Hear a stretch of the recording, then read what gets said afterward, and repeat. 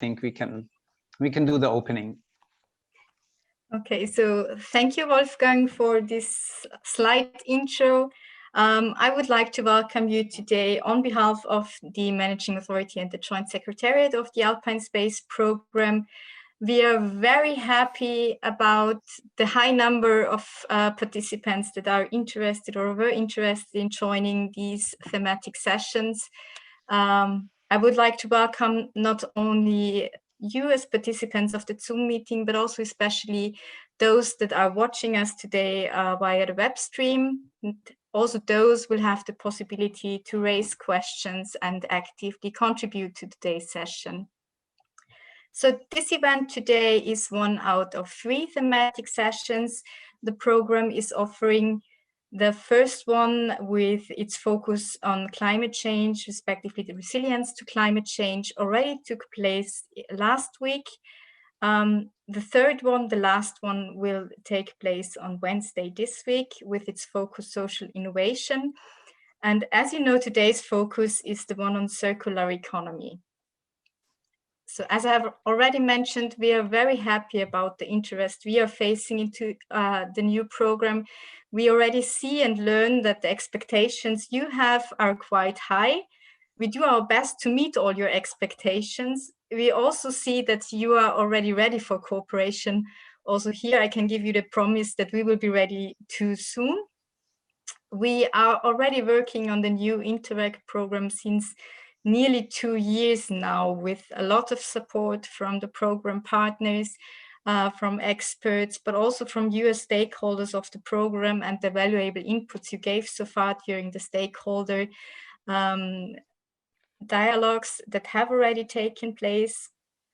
What you probably or perhaps already know is that the new program might be even greener than the 14 to 21, that we are either trying to have stronger links and ties with the EUSALP as strategic framework of the program, but also with the EC policies such as the Green Deal.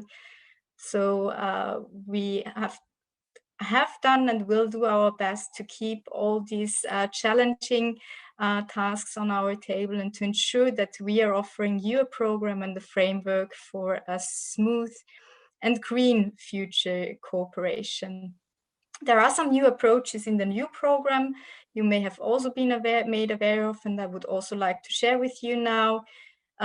We will have the possibility for some small projects to be implemented on top of the classic projects that we implemented already in past periods. As you see from the screen, the shared screen now, we have defined 4 priorities. These 4 priorities are read more or less as follows. The priority 1 is the climate resilient and green Alpine region. So that's the one that has been focus of the first thematic session last week. Then there is a second priority defined named carbon neutral and resource sensitive Alpine region. So here the circular economy is the main focus of this priority. The third priority will take care about innovation and digitalization in a green Alpine region, what will especially be treated in the Wednesday session. And then there is the priority 4, the Interreg specific objective, cooperatively managed and developed Alpine region. So you see that the new program will also allow different types of projects, different contents can be treated and will be treated with this global green focus that is kind of red line through the new program and the new program document. What we would like to offer you now with these thematic sessions and today's session especially is to give you as our stakeholders a platform to give you the possibility to network, so to foster the networking, to foster future cooperation networks, and to kick off new project teams, perhaps already now. But what we would also like to do is to keep you connected to the program, as the title already says. So we hope that we can provide you with some input, some information on the content. And what we especially would like to do, and what will be done now soon, is to provide you with some experts' input. And here I'm quite convinced that those experts that have been selected will be able to provide you with a lot of valuable information also for the future setup and networking activities. So what we will not do today, and I'm sorry for this because it might be also interesting for you, is to provide you with information on structures and procedures of the new program. So this will be important for sure at a later point of time, and we will come back with that quite soon, so to provide you with more details in future. What I would like to do finally is to wish you a fruitful meeting, fruitful exchange, a lot of new contacts, and a nice afternoon. And I would like to pass over now to Wolfgang Pfefferkorn, who is our expert also in the programming process, but especially will guide us through today's network session. Thank you. Yeah, thanks a lot, Magdalena, for your kind introduction and also the overview that you gave us as a starting point.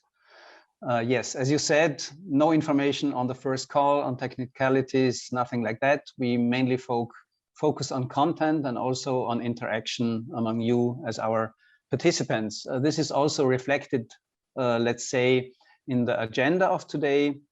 Very quickly, I would like to give an overview. We will have a first keynote, then we will have a panel session with 3 panelists. Then after having heard what the panelists discuss, there will be a question and answer session where you can directly put in your comments, your question on what has been said so far. Then we will have a short break and then go into breakout rooms. The idea of these breakout rooms is that you can, according to certain subtopics of the very big field of circular economy, you can discuss and network with those who are interested in the same topic as you are. And at the end, we will have a kind of virtual networking on one. This is just let's say, an informal match opportunity for those who want to meet those whom you didn't meet for months physically. So this will be the opportunity to get together, chat, and exchange news on whatever you like. So before we come to the keynote, my colleague from the JS, Nuno Madeira, will give you a very short information how you can interact with us by using the Slido tool.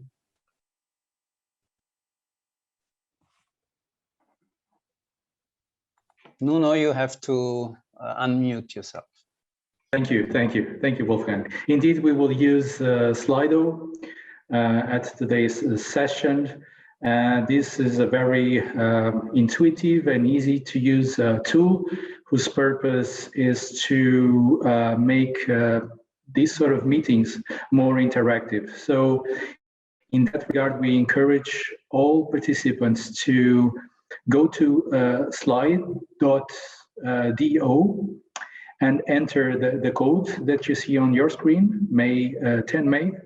Connect 2021, and ask your questions to the panelists, which will then be hopefully answered during the Q&A session.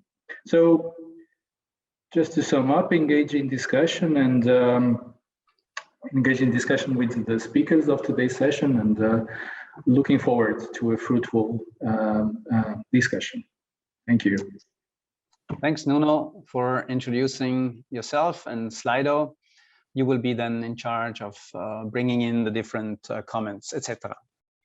Well, I think we can directly jump into our content, and I'm happy to introduce to you our keynote speaker, Julija Kekstaite.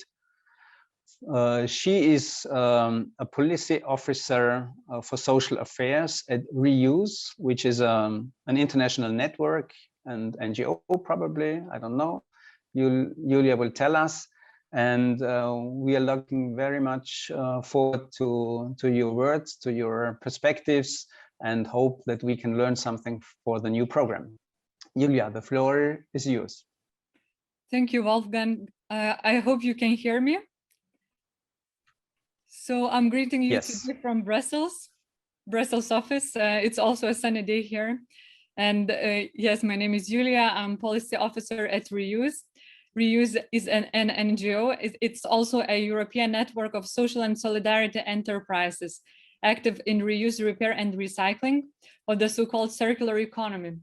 So as majority of you know, the basis of the circular economy is to retain the resources in the economy as long as possible by revolutionizing consumption and manufacturing patterns from the linear economy to the circular. And this is exactly what the social enterprise is representing. Currently, we have 32 members in 25 EU countries and 1 in the USA, which federate more than 850 social enterprises active in the circular economy.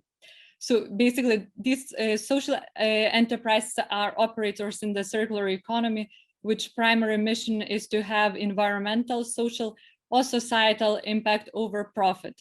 And today I'm very excited to present the social enterprise and social economy actors' vision towards the circular economy. So circular economy is often understood in environmental or economic terms. However, this overlooks its social and societal dimensions. And today I would like to emphasize that circular economy can also contribute to the social change by addressing the structural inequalities, reducing poverty, also creating new jobs, well-being, and the belonging to in our societies. However, for this to happen, the transition from the linear to circular economy needs to be designed in a just and inclusive way. Therefore, today in my speech, I would like to briefly touch upon 2 aspects. First of all, the social value of the circular economy.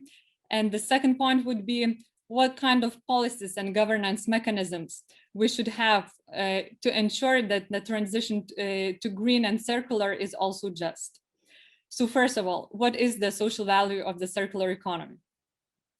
In a nutshell, it's the inputs and impacts which affect the positive social change. And let's say 2 the main aspects of such social value, which I will discuss today, would be the creation of jobs and also social cohesion and belonging. So transition to the circular economy, if managed properly, can guarantee creation of quality jobs.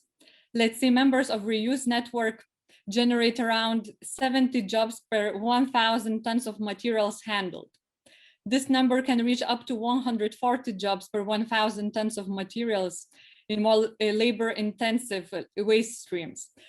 And especially this number is high in the reuse and repair steps of the circular economy, where it has an untapped potential.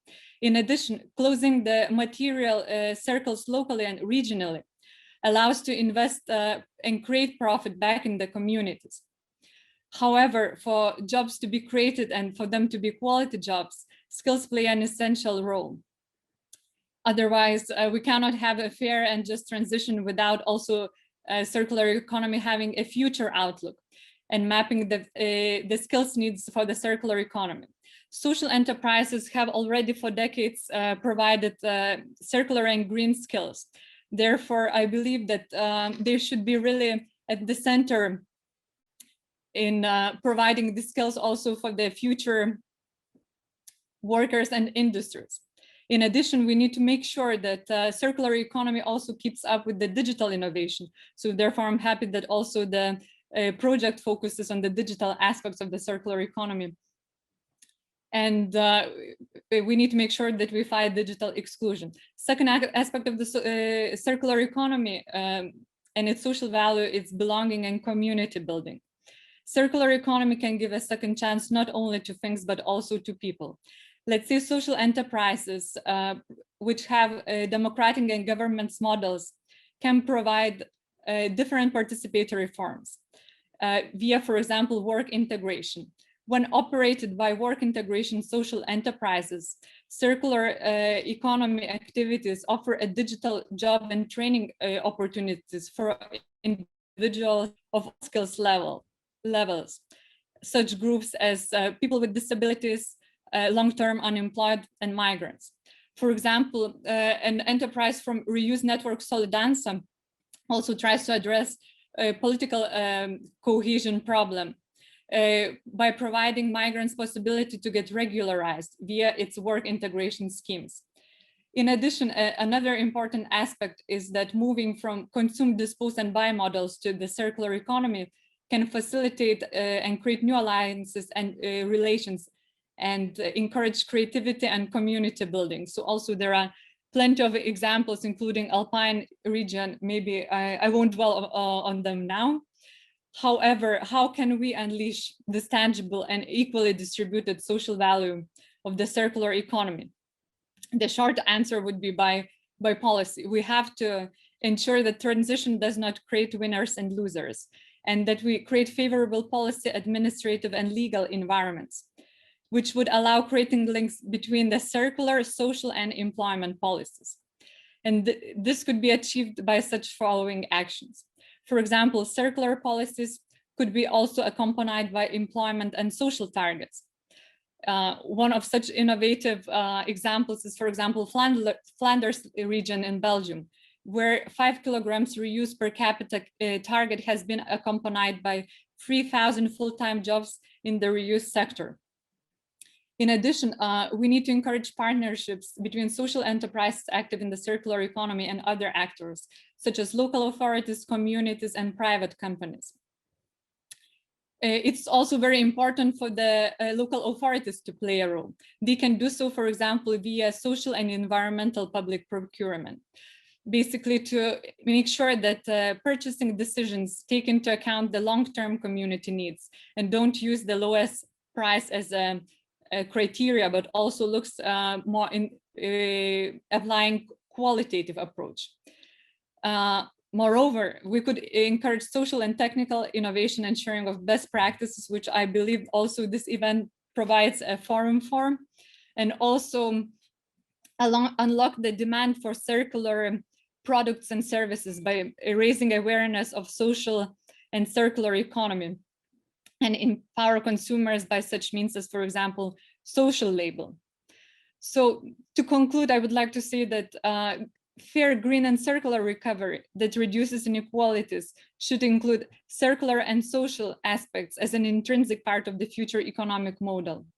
In addition, we have to explicitly recognize and support the role of social economy actors in the circular economy at local, regional, and international level as a feasible way forward.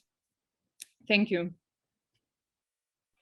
Yeah, thanks a lot, Julija, for your keynote, for your input, and also for highlighting, as you said, the social and socio-economic dimension of circular economy, which is often, let's say, under-highlighted compared to technical, economic, and also environmental aspects. I think we will get the full picture with the different aspects of our topic today when we also hear the contributions from the panel.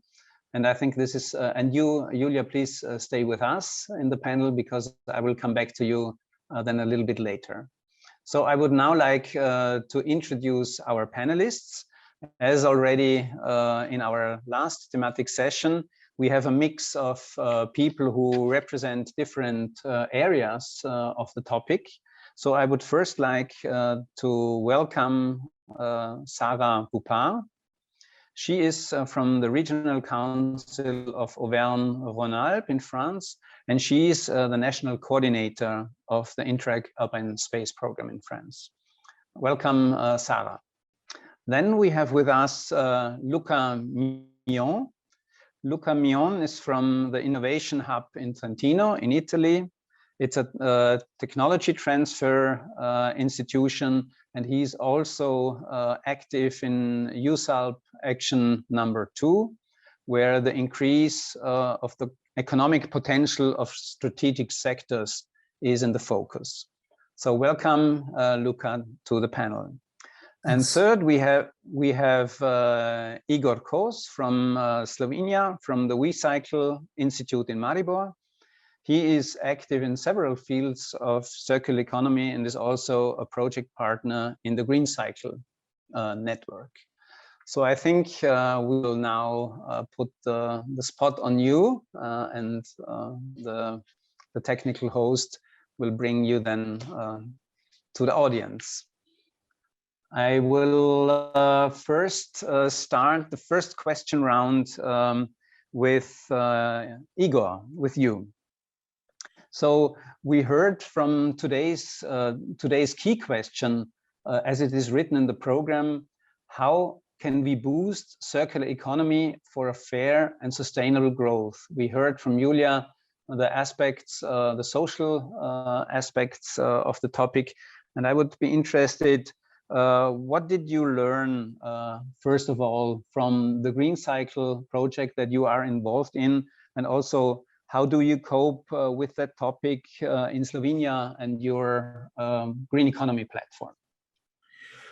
Thank you for the invitation, and welcome to other speakers. Hopefully we will be able to discuss quite a lot here.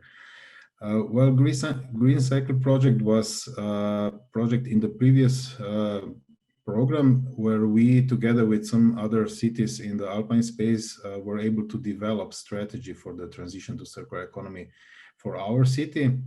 What we found out is that a necessary part of this strategy was also collaborative economy, and this is something that Julija was talked about.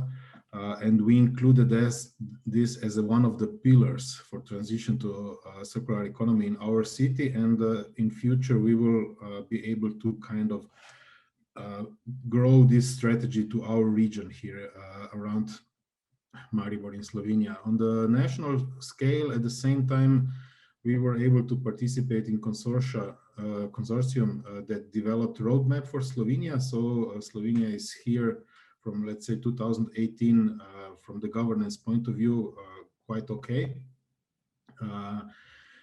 The implementation is a bit behind, to be honest, but otherwise we have basic position already from the governance point of view, and we started based on these documents with the implementation of some pilots that included all kinds of stakeholders, also NGOs, non-profit organizations that are valuable, especially in the, as Julija mentioned, job skills, because they are quite faster than the official programs provided by the states in the schools, universities, to create knowledge and skills for the necessary work in transition to circular economy.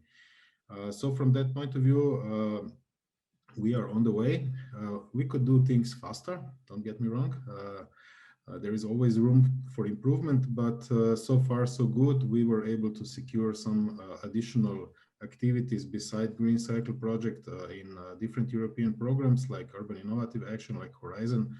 And we are testing solutions which include material streams that are produced in the city. So we don't call them waste anymore, but directly material streams.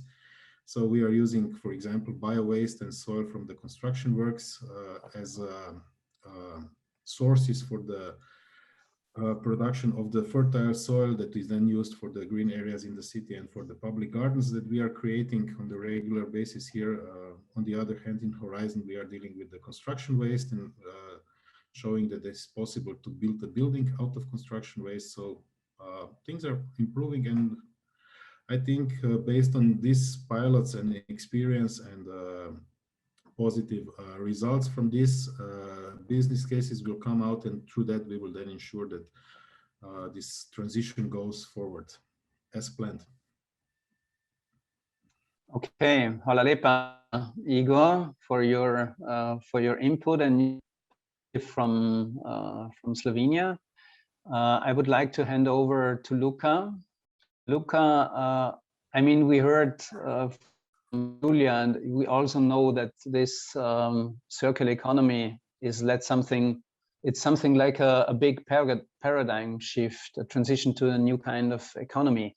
And I would be interested, how does an institution like your Innovation Hub, how can you contribute to such a transition, and what do you practically do there? Yeah, thank you, Wolfgang. Well, let me just let me say something which also is very relevant for Action Group 2, which today I try to represent. Then I will talk, of course, about my organization. As you said, the Action Group 2 deals with the aims at increasing the economic potential of strategic sectors. And one of the added value expected is to improve a better use, to promote a better use of specific resources, and to boost the potential in specific strategic sectors. And as far we have today 4 subgroups within the Action Group 2, dealing with digital industry, bioeconomy, EUSALP, and health tourism. So as you said, circular economy implies a very big paradigm shift, not only from a perspective of ethics, which is clearly very important, but also from a business perspective. So when we talk about economic potential and strategic sectors, let's keep in mind that the adoption of circular economy approach has a long-term goals, and it requires a big shift in business models and product development. So the industry has to start thinking about in terms of designing out of waste, for example. Okay. And this means, for example, using bio-based materials, using renewable energy, increasing product lifetime, and changing business models. Actually, just to make an example, shifting from a product ownership model towards a product as a service, just to give an example. So we should, I think, investigate which are the obstacles for companies, especially in the Alpine region, for not going towards this direction, basically. So we have to encourage really an entrepreneurial and cultural shift. Another dimension, so I will also answer your question. Our daily job is to foster and to promote the use of innovative technologies to support development. In general terms, this is called technology transfer. And just to make you an example of how we are trying to use technologies for supporting circular economy in the context of digitalization and in particular in bioeconomy, let me say that we have to think a little bit about the complexity of the value chains, because in the global supply chain context, usually the firms are traditionally they've been having, let's say, an unsustainable behavior. So there are many studies that try to understand how to integrate circular economy into the supply chain, especially when you have a multi-tier context. And so we recently run several projects actually trying to investigate more this value chain aspect and how circular economy can be integrated within the value chain. And we demonstrated that using technology, we can really support the development of sustainable value chains. Just to make you an example, we have just released a value chain generator within the Alplink BioEco project, just an example. And then we have other projects running, focusing on digitalization of other value chains, for example, timber or wood sector and other sectors. Thanks, Luca, for this, also for bringing in both perspectives, the perspective of Action Group 2 and also of your concrete situation in the Innovation Hub. And yeah, I think now we heard different aspects of this big topic of circular economy. And as Magdalena from the managing authority said, expectations of all those who are interested in the new program are high. And therefore, I would like to ask Sara, what will the program offer finally in this big topic of circular economy to potential applicants or program participants? So what are, let's say, the main content aspects of the program? Yes, thank you, Wolfgang, and good afternoon, everyone. Indeed, circular economy is of the utmost importance for the Alpine region and at European level. Just to remind you of the framework we're working with, a circular economy is at the core of the European Green Deal and its goal to make Europe the first climate neutral continent by 2050. And it's also the main component of the Territorial Agenda 2030 and its strategy for a green Europe. And so I think Interreg programs have a role to play to contribute to this strategy. As a platform for cooperation, they can bring together actors who are not used to working together. They can allow them to find common solutions to these common challenges, to pool their knowledge, their experience, and their resources. Interreg programs can help finance actions that otherwise would have remained merely ideas, or they can allow for a larger diffusion of results to go from a local scale to a European level. And so all of this has also contributed to our decision to have this objective dedicated to circular economy in the program, which wasn't the case in the previous programming period, although some projects like GreenCyCLE had already tackled the issue.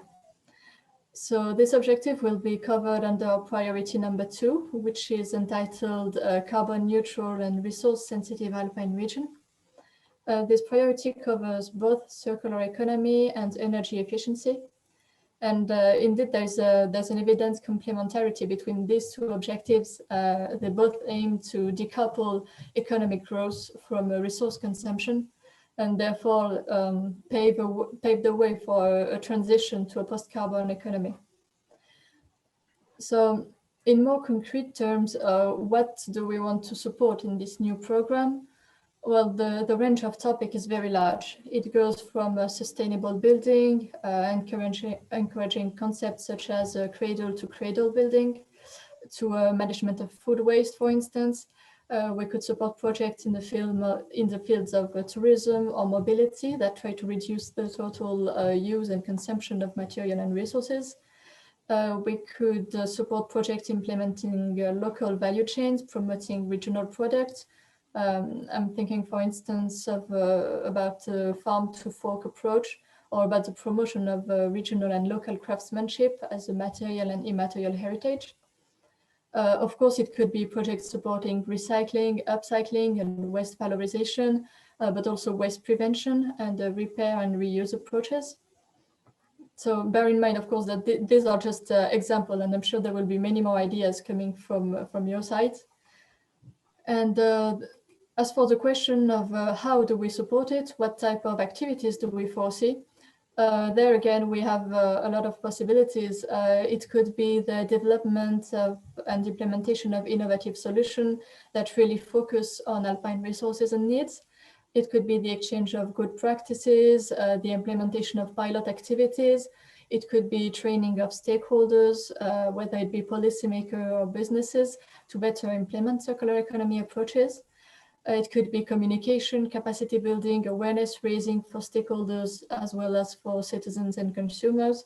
It could be the development of clusters specialized in circular and green economy. So as you can see, there are many possibilities, many opportunities available to you in this new program. And so we look forward to hearing your ideas and to contribute to turn these ideas into reality. Yeah, thanks, Sara. This was really a wide bunch of possibilities where people could get engaged. Yeah, thanks for this. I think this gives us a quite good overview of what we can think and imagine.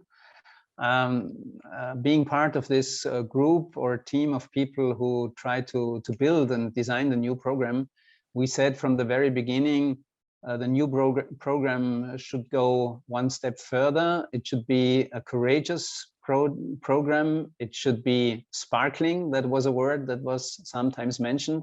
And this is maybe something that could give us, let's say, an orientation for the second round of question in the panel. So if you heard what Julija said, including the social dimension, which is probably often neglected or underestimated, I would like to ask the three panelists, so what would the program need in including also the social dimension, and to make this a sparkling issue for the next years? So maybe you have some ideas or reflections that come from your practical experience and that you could share with us. I would like now Sara again, and at the end, Julija, I would like to ask you what, when listening to the panel, what can you take from this discussion, and how would you summarize it from your perspective?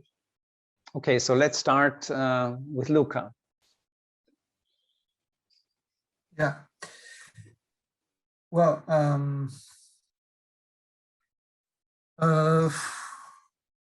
I think that one aspect is really the first that I mentioned related to the entrepreneurial cultural shift. I'm talking from, from the Action Group 2 perspective, and from and from what we see as we really need in the context of circular economy.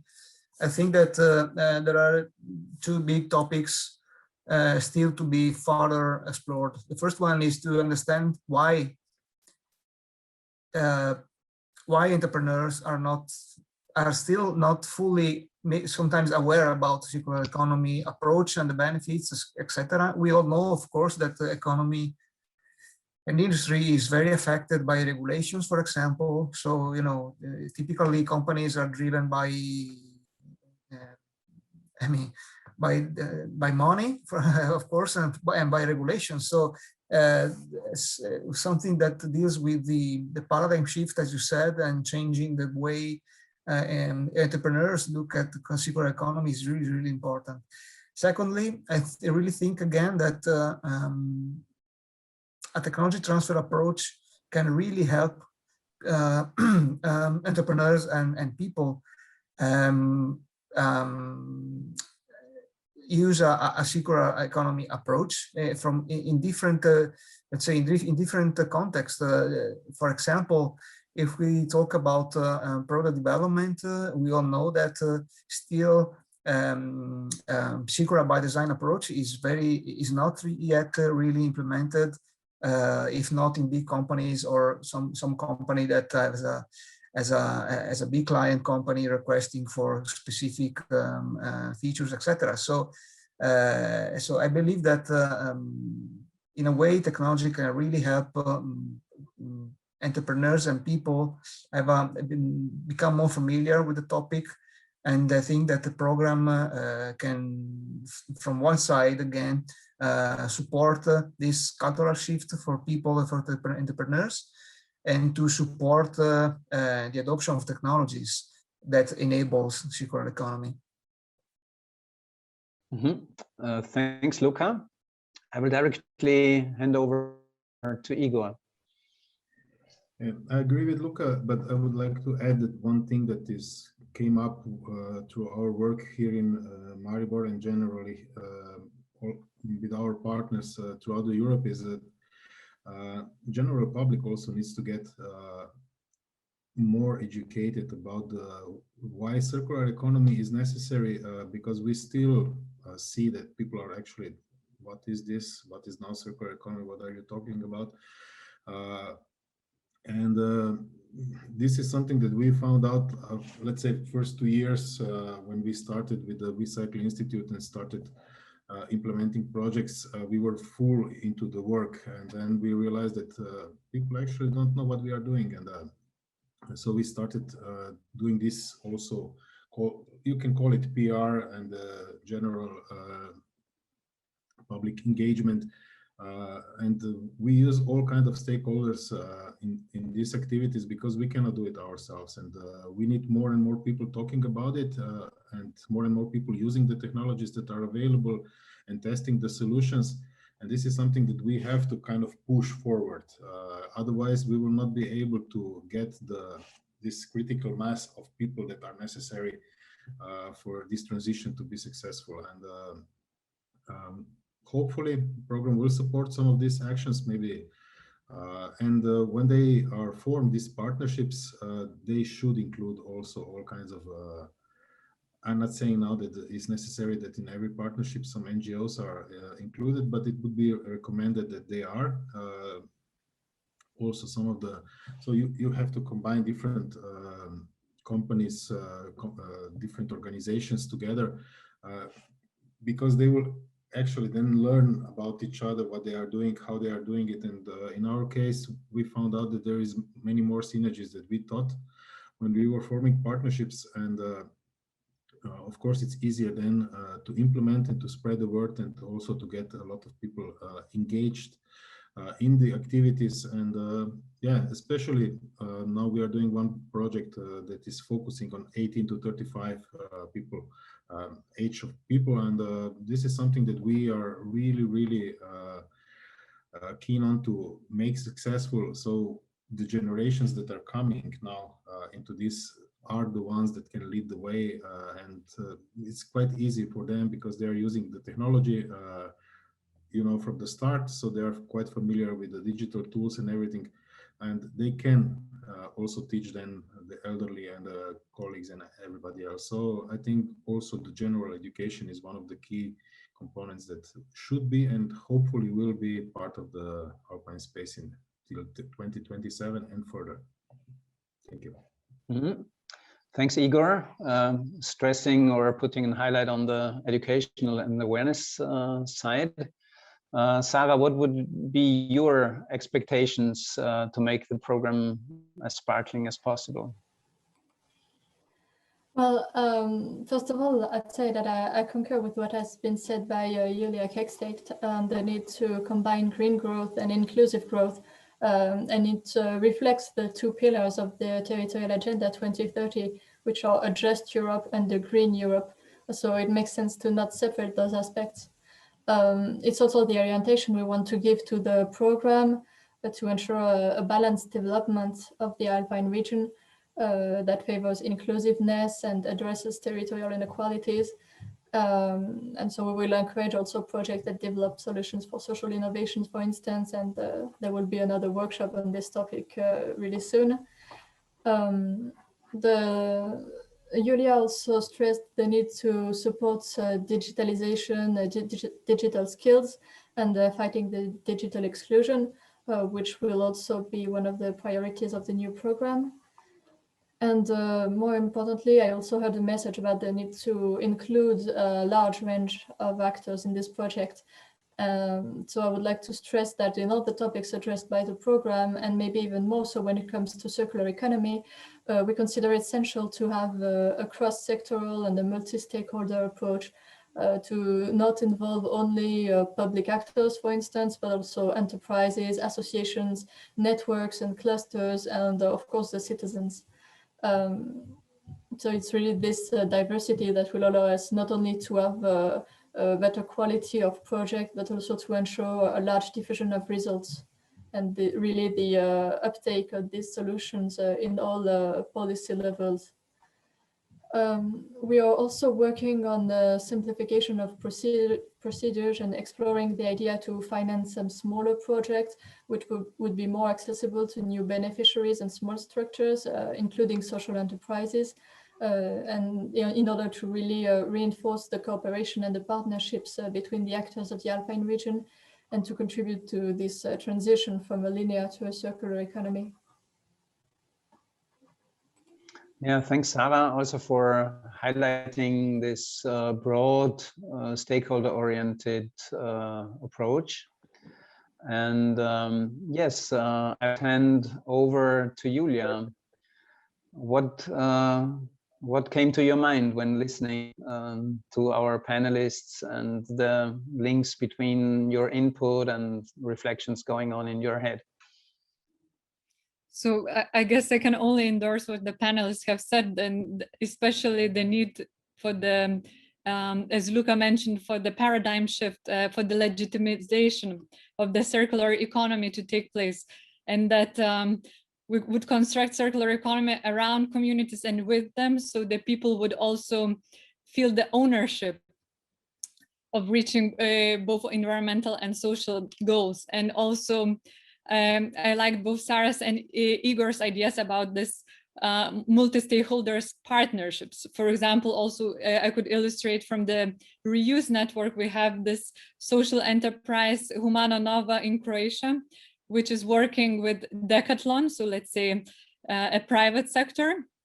And it's a very exciting partnership, since Humana Nova is a work integration enterprise which collects and used goods and then creates certain objects which are being then sold, for example, in Decathlon. So again, these new ways of creating partnerships and also business models. Great. Thanks a lot. We have now had around half an hour of exchange on the panel, and we are totally in time and would switch now to the Q&A session. So please, the panelists, you stay with me, and we will have a check what the audience, what the participants of our session today want to comment or want to ask. And I would hand over now to Nuno to bring in the perspectives of the audience. Well, thank you, Wolfgang. Indeed, we got a number of questions to the panelists. Maybe I could start off with a couple of questions to Julija. In your presentation, you mentioned that circular economy shall put social improvement above profits. Well, we also know that the economy teaches that if we have less profits, we'll have less jobs. So the question is, why would this be different in circular economy? And the second question, which is very much linked with this question, refers to the following. Would you be able to precise the type of jobs that have been created with circular economy, and whether these jobs provided an opportunity to disabled people, to homeless people, for instance? Thank you. Thank you, Nuno. So first of all, maybe to answer first part of your question. So maybe I didn't make myself clear. I meant that the social enterprise sector in circular economy put the social, societal, and environmental needs over profit. And I believe that this should be an intrinsic part of the economy, as we've seen, especially with the COVID pandemic, that current economic model is becoming unsustainable, also leaving a lot of people unemployed. So just to emphasize that we should also measure basically growth in its multidimensionality beyond GDP, and also take into account social growth and environmental impacts. So that would be it. And like in terms of jobs, so let's say when we move from circular to from linear to circular models, the jobs are created from, let's say, the moment of collecting certain items, then preparing them for reuse, upcycling, also organizing workshops in the communities in different areas. Jobs can also be created in agriculture sector, food waste, and other material streams. But of course, we shouldn't have rosy glasses, and these jobs can be created only by certain policy design. And for definitely some certain jobs will also be lost in certain sectors during the transition. So we need to be smart how we go about it and to get this right. And in terms of homeless people, let's say, for example, waste picking sector already includes a big part of informal actors which are participating in waste collection. So in some cases also it could be homeless people. So we should aim to get these jobs recognized, as already is known, there is an army of informal sector also participating in circular economy, which maybe doesn't get much credit or like a so-called job. So like I believe with the cooperation of local authorities and policymakers, there could be also pathways to include even homeless people in these models. Thank you, Julija. I hope everyone understood your position. Another interesting question that we got from the audience refers, well, in today's presentation, we very much focused on the social dimension of circular economy, but we also have other dimensions like the governance dimension of circular economy, or the role of institutions in circular economy. And in this regard, the institutions play a key role in providing basic requirements for transitioning to circular economy, to stimulate the creation of new policies enhancing sustainability. In that regard, the next question goes to Luca. How would you encourage enterprises to change the business model that you referred in your presentation? Were you able to reach them and to get them to rethink so far? Could you give us more insights about it, please? Thank you. Well, yes, a lot of thinking, maybe less action, I will say. It is very critical for companies, especially SMEs, small SMEs, to reinvent their business and to reinvent themselves from a circular economy within I would say, a circular economy framework.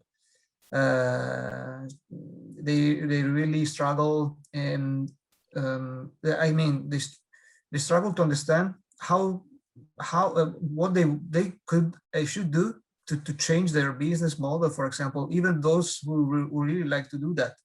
So we reached during our project, we got in touch with several companies, and mostly still actually even the literature says that there is a lot of research to be done in order to understand which are the key factors for companies to change and to acknowledge the needs for change towards the circular economy approach. And what we do so far is to foster the acknowledgement, the awareness about that. For example, providing some testimonials or providing some examples of companies that didn't maybe change their business model 100%, but maybe one part of the company in a couple of years' time developed to play around with a new business model. For example, I don't know, trying to in terms of manufacturing, for example, use a multi-tier buyback scheme. There were some companies doing that. So I produce something, I sell it, and then you give me back to me, and I will use the materials to do something more 3 times, for example. So what we are trying to convey is that we're trying to make entrepreneurs aware that as a whole system, social economic system, we should always think that we are moving from a business model that where the end of life concept is not more acceptable. So we have really to think about using materials in production, in distribution, and in and all the processes.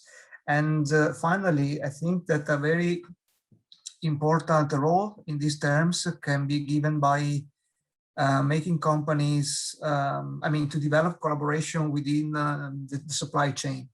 So if you integrate tiers in a supply chain in a way that they mutually benefit from a circular economy approach, I think that this is very, very important, especially for companies. Many regions in the Alpine space is made of small companies, traditional businesses, family driven, very often. So working together within the supply chain, I think that would be really benefit.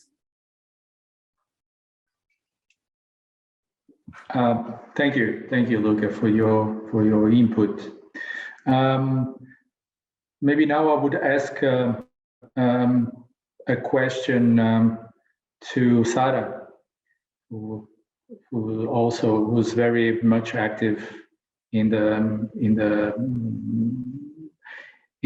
programming process of the next program.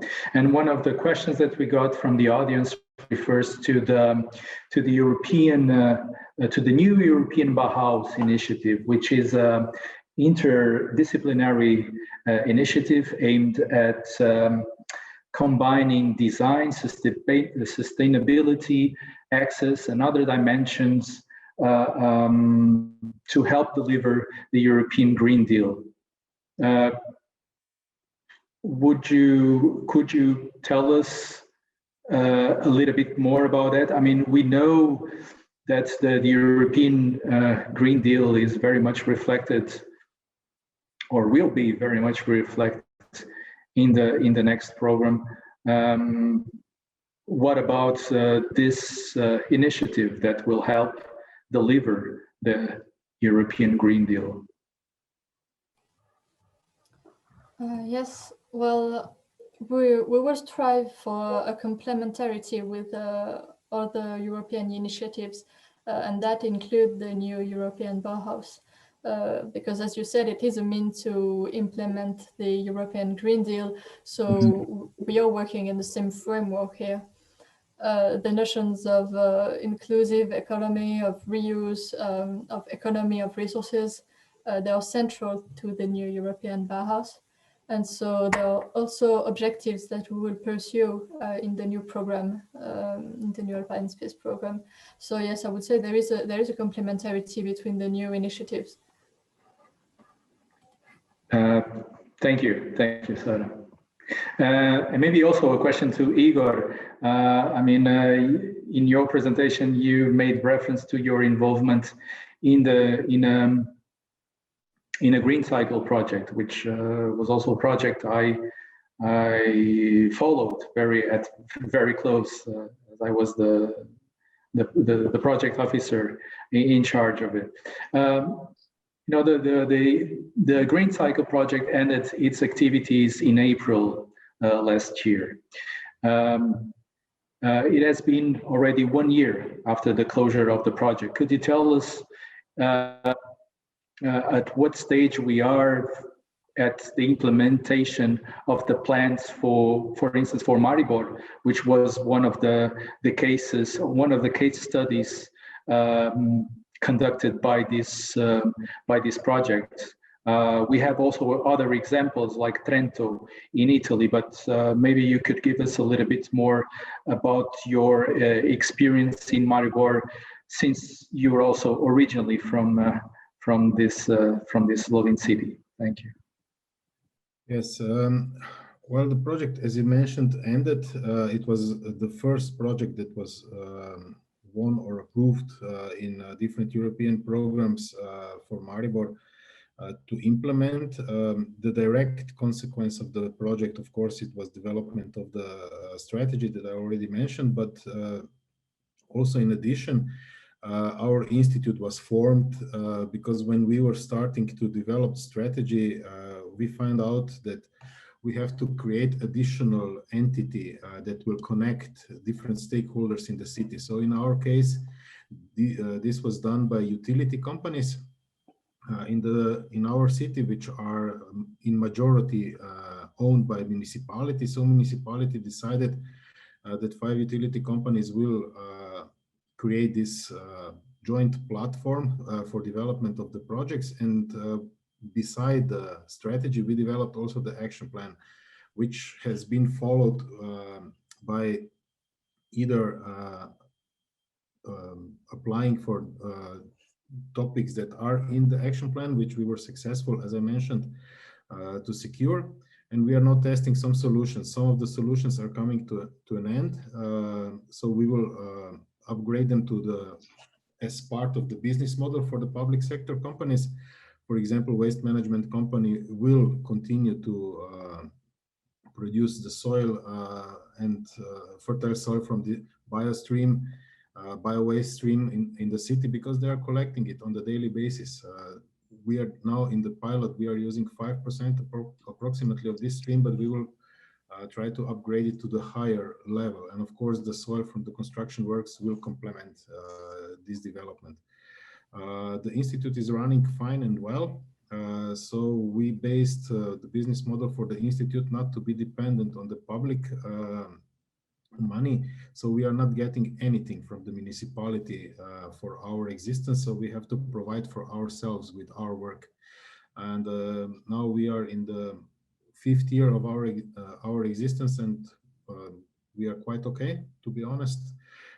So the business model for the institute worked, the projects are here and being implemented, and some of the companies already employed some people to handle this new technology that was being kind of integrated in their day-to-day operations. So they will partially change how they operate because of the projects that they were testing and implementing some solutions, and we will continue to do so. We still have a long way to go, of course, because there is not enough funds available to implement all at once.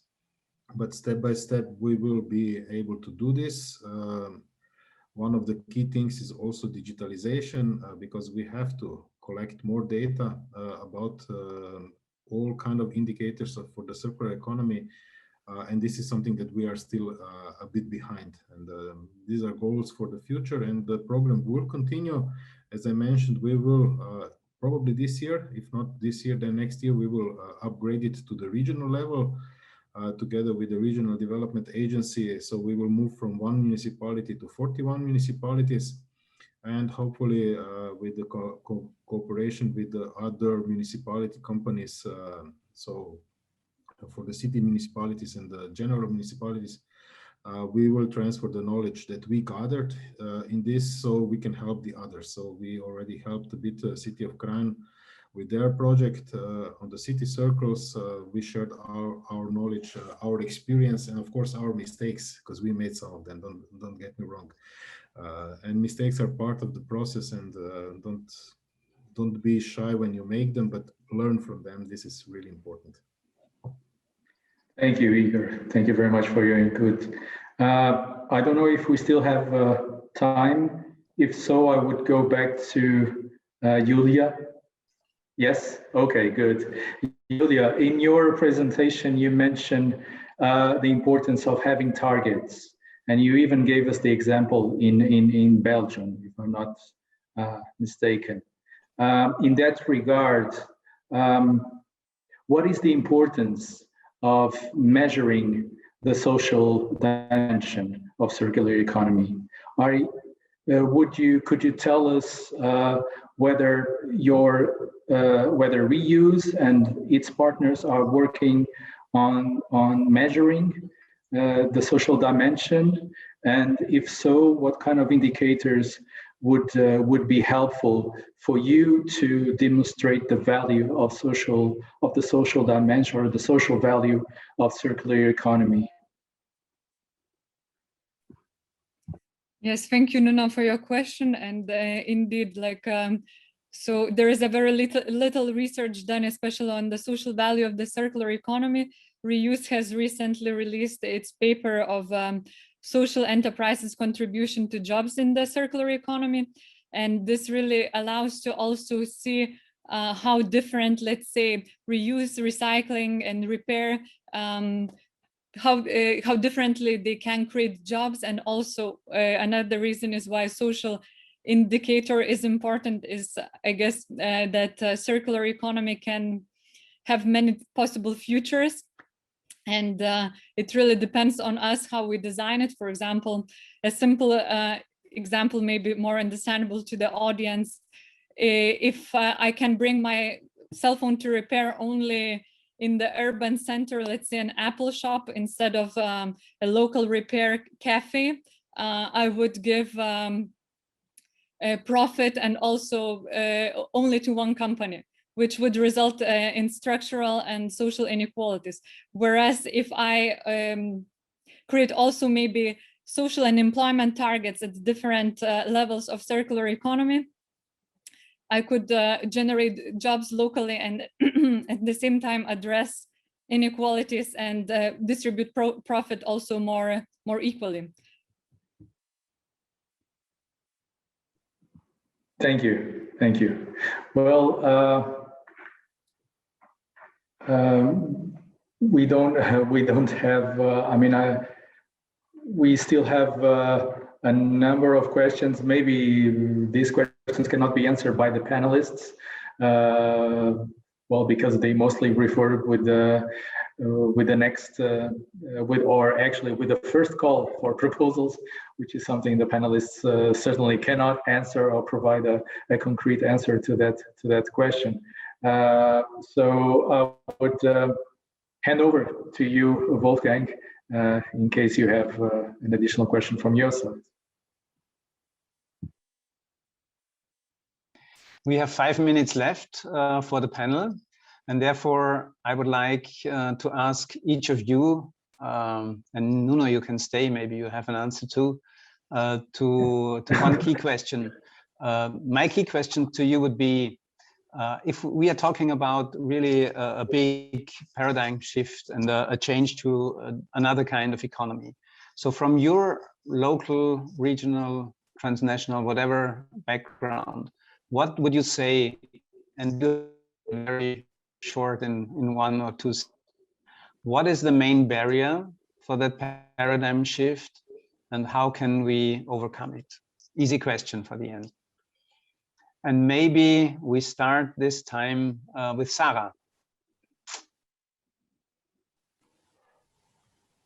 Yes. Well, I mentioned earlier the need that we have for this multi-sectoral and to involve a lot of different stakeholders. So I think from a program perspective, one of the main obstacles we are trying to tackle is really the lack of cooperation that we can sometimes have, especially at a European level. Really some actors that have very different skills and competence that are not used to working together. The program can allow them to come together, to share their resources, and thus to provide new solutions to these challenges. Mm-hmm. Thanks. Igor, main barrier and how to overcome it. Well, one of the things that I was also able to discuss in the Urban Agenda Partnership for Circular Economy, we focus there on 3 areas. So better knowledge, better regulation, and better finance. And I think those 3 are still top of the list. So in each of those areas, we have to make improvements. By the finances, of course, we have to provide necessary funding for this transition. We have to increase the knowledge of everyone about circular economy and what it brings, what benefits, and legislation, of course, is written still to majority. Linear economy have to be adjusted in the future. So hopefully this will happen sooner than later, and we will be able to move faster through this. Mm-hmm. Thanks, Igor. I saw Luca nodding while you were talking. So Luca, what Yeah, well, it's not an easy question, but I will follow up to Igor's answer. Say that I agree that technology, finance, and regulation are key aspects. I will add one point that maybe I didn't mention previously about the role of intermediary associations or innovation intermediaries, let's say, as we are, for example.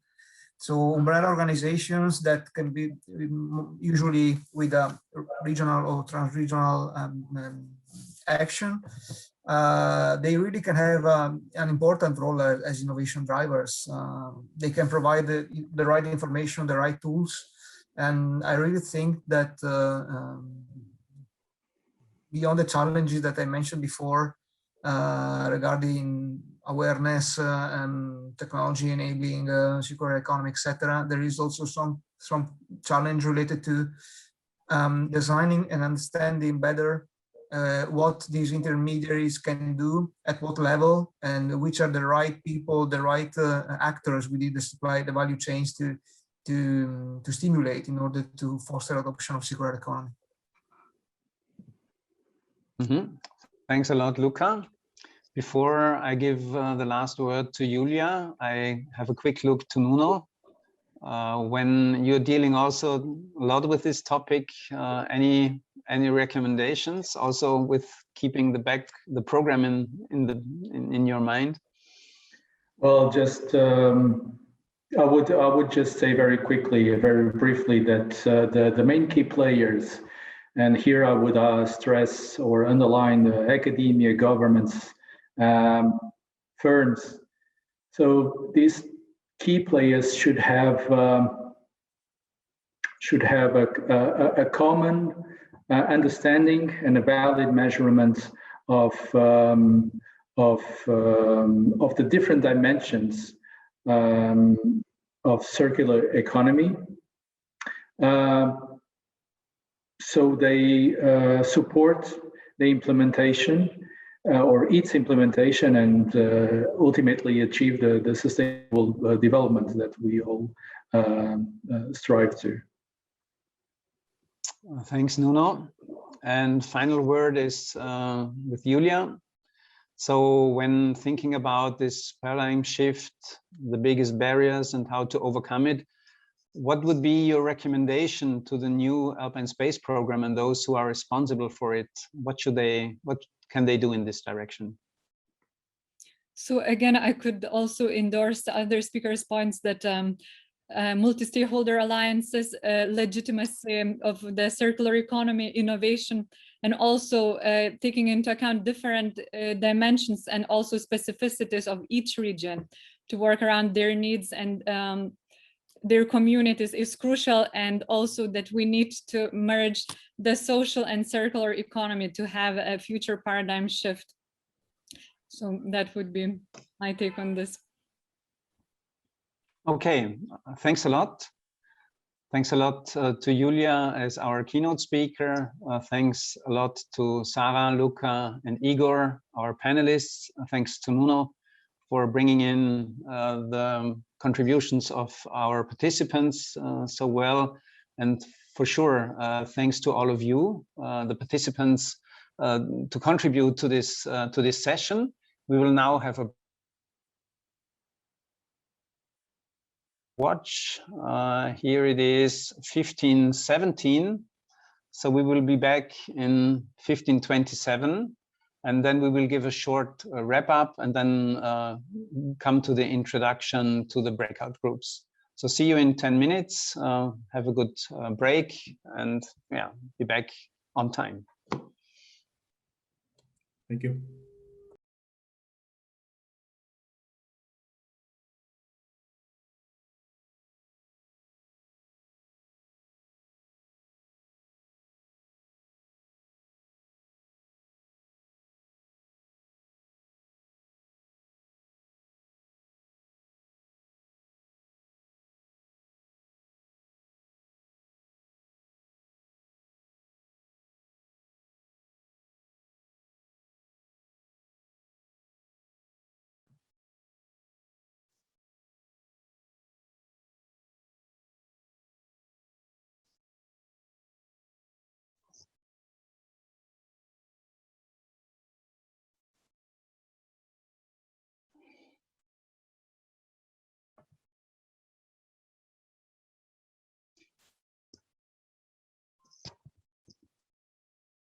Pfefferkorn.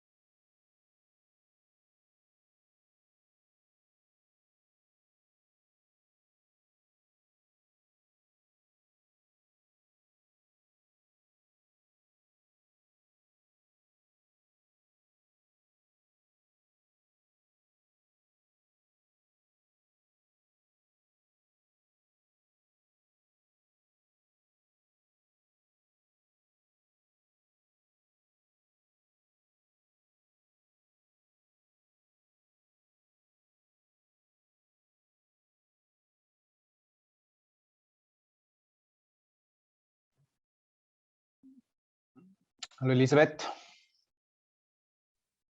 Hallo, grüß dich. Alles gut soweit? Ja, die Breakouts sind eingeteilt. Ja. Es sind so circa zwischen 5 und 10 Personen gerade. Ja, super. Ja, passt gut, glaube ich.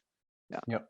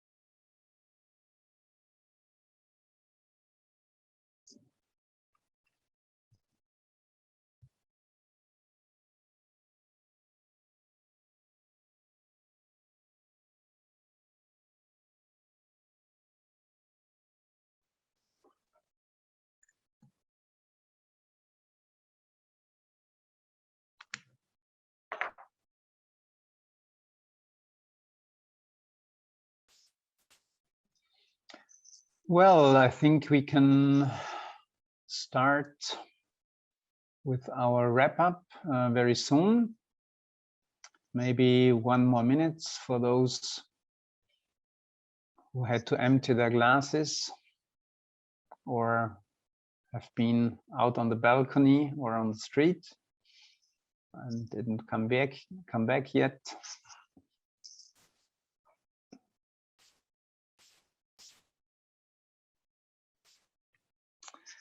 I think I will very briefly start with my impressions from the keynote and the panel discussion, and then I will hand over to Magdalena to give a wrap-up from the perspective of the program and the managing authority.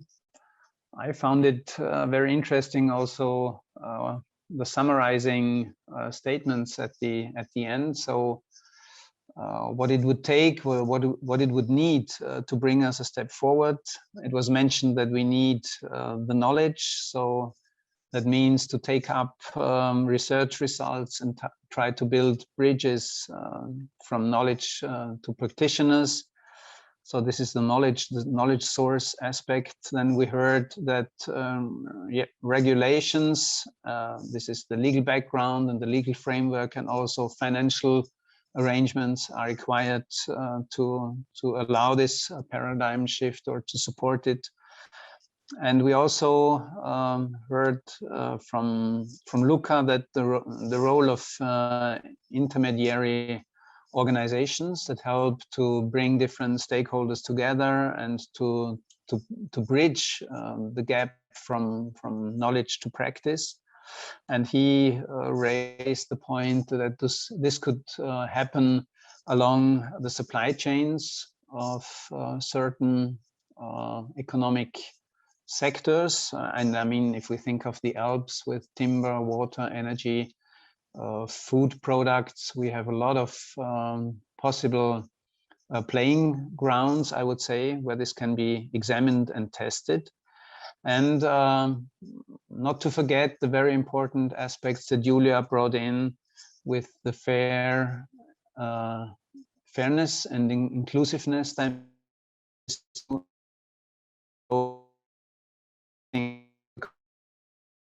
awareness are very important.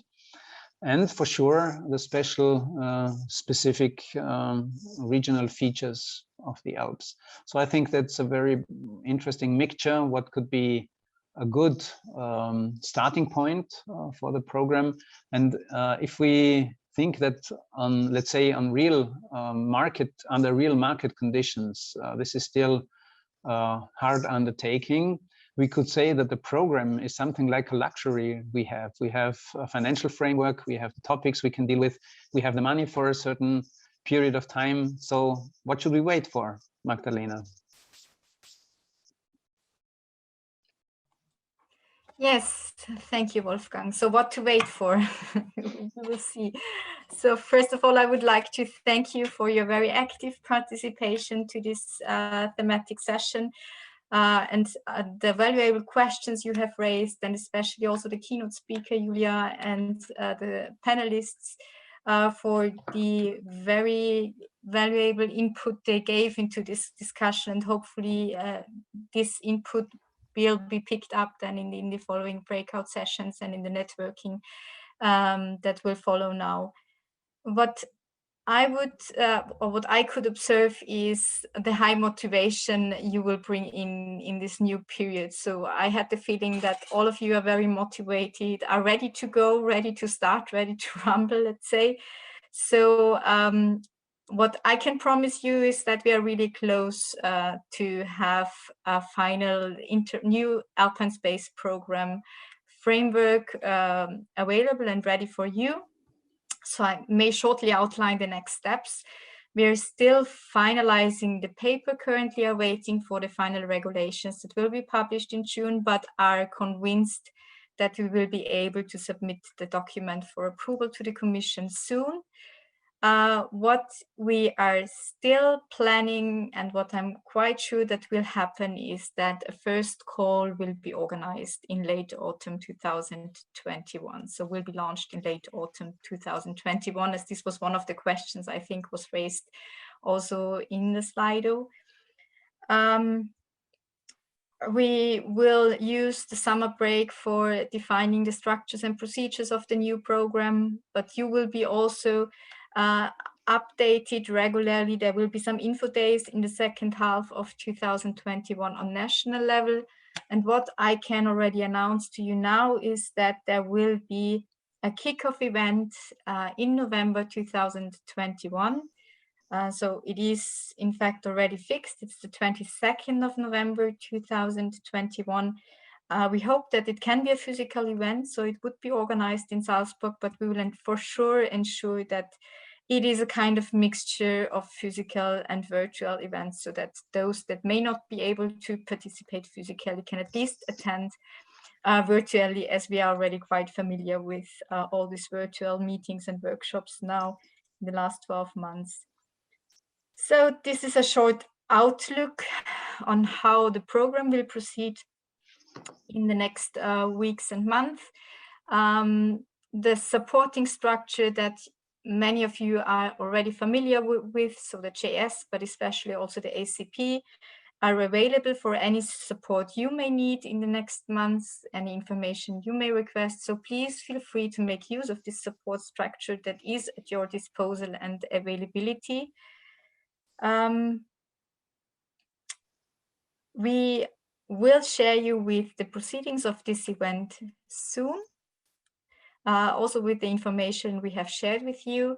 So the slides, the two tiny slides will be sent to you too. You will already have received, I think, some background information.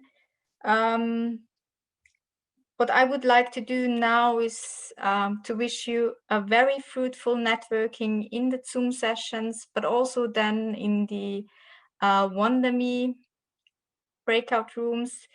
And I would like to thank all of you that have contributed very actively today. So the moderators, especially Wolfgang, but also the technical support, Elisabeth, the colleagues from JS and ACP side that have guided through the questions, that will guide you through the breakout sessions. And for sure, all the experts that have provided input within the keynote speak, but also on the panel list, and you as participants for all the questions you have raised so far. So thank you. I would like to pass over to Wolfgang for some final words, especially as regards the technical feasibilities. Yeah, thanks, Magdalena, for giving a short outlook to what will come from the program side and from the managing authority. I think we are all curious what's going to happen and what the starting of the program will bring. There was a small short question in the chat I would like to refer to, mentioning that there are legal barriers for the use of reused material in the construction sector. Will Alpine Space program support projects dealing with this aspect? I think legal barriers, legal challenges, this is something the program will deal with. As you can see here on the question for the breakout groups, this could be one of the challenges that we have to deal with. So the answer is yes. And well, you will be now very soon, in a few minutes or seconds even, be sent to the different breakout groups